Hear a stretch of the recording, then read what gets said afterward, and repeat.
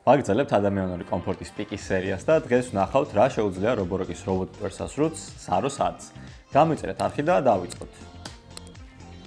ფლაგმან რობოტ მტვერსასრუტებს ფლაგმანური მახასიათებლები შეეფერებათ, ხო და Roborock-ის ეს მონსტრიც მაქსიმალურად იფერებს ყველაფერს. ბევრი ნაწილი აქვს ძალიან, წყლის კონტეინერი სველი წმენდისთვის, მტვრის კონტეინერი, გვერდითა ჯაგრისი, მთავარი ჯაგრისი, სველი წმენდის ტილო, გვერდითა ტილო, 4 სენსორი და სადგამიდოკი, სადაც იწმინდება და იტენება. აი, რა ვიცი ყველაფერი. ოკეი, ახლა რა შეუძლია? LiDAR სენსორი, რომელიც თავზე აქვს, ქვემოთ ჩადის, როდესაც ხელი შეეშლება რაიმეს ქვეშ შესვლისას, თვითონ თითქმის 8 სანტიმეტრის სიმაღლის აი ჩემი iPhone 13 Pro-ს ნახევარია სიმაღლეში, აი უცბად რო განახოთ, სადღაც აქამდე.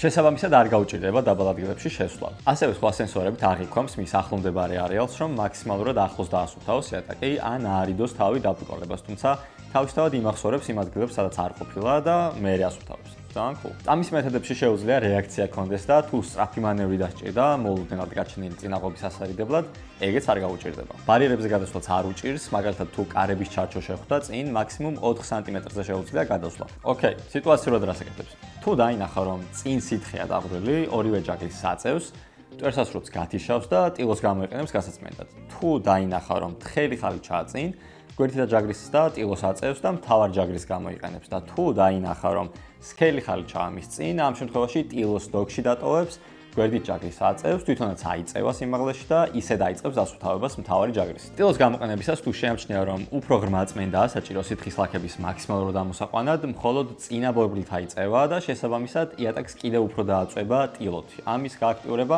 აპლიკაციიდან შეგიძლიათ და კი, რა თქმა უნდა, აპლიკაციაც აქვს და იქიდან შეგიძლიათ დისტანციურად მართვა. შეწავის ძალა აქვს 22000 პასკალი, რაც ბევრია საკმაოდ და Roborock გვეუბნება, რომ 100%-ით შეუძლია თმების აღება ხალიჩიდან. ძალიან სერიოზული განცხადი, თუმცა რეალურ პირობებში სხვა შედეგი შეიძლება მოგწეს. ანუ თქვენს ხალიჩას გააჩნია და გაითვალისწინებთ. გვერდითა ჯაგრისსა და გვერდითა ტილოს იყენებს ახლო წმენდისთვის და კუთხეებისთვის.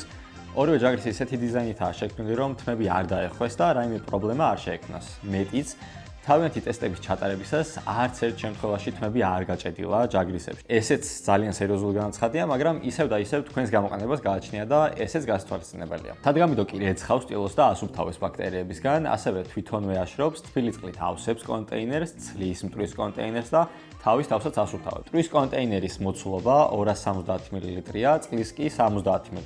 ელემენტი 6700 მAh-იანია და საშუალო სამუშაო დრო 3-დან 4 საათამდეა, თუმცა როგორც ყოველთვის თქვენს გამოყენებას გააჩნია. დოკს აქვს სწრაფი დამუხტვა და 2 საათნახევარში იტენება. მგონი გავედი ბოლოში, მაგრამ ასე მგონია რაღაც გამომჩა, იმიტომ რომ ძალიან ბევრი ფუნქცია აქვს. ნებისმიერ შემთხვევაში ასეთი მონსტრი რობოტი მტვერსასრუტია Roborock Saro 100. თუ მოგეწონათ, შეგიძლიათ ჩვენ საიტზე ნახოთ, არხიც გამოიწერეთ და შემდეგ შევხვდრამდე დაგემშვიდობებით. ნახვამდის.